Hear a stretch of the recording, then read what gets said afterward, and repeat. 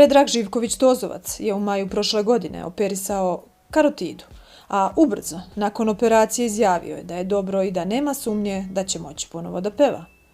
Tozovac je sada, nažalost, ispričao da ipak nećemo više imati prilike da ga slušamo, bar ne uživo, pošto je ostao bez raskošnog glasa. Nažalost, lekari su mi prilikom operacije upropastili glasne žice. U početku sam imao problem sa govorom, ali mi se srećom on povratio. Sada normalno pričam, ali ne mogu da pevam. Sada mogu samo da pevušim, rekao je pevač i dodaje da je odbio da ide na operaciju glasnih žica. Predložili su mi intervenciju na glasnicama, ali sam skeptičan. Nadam se da će se vremenom same oporaviti. Da sam mlađi nekoliko decenija, verovatno bih patio što ne mogu da pevam jer je muzika moj život, ispričao je Tozovac.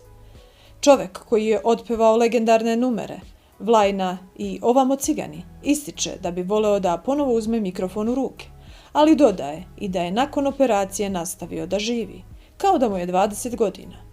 Nadam se da će mi se glas nekako vratiti. Kada ne bih imao tu nadu, umro bih, rekao je Predrag Živković Tozovac.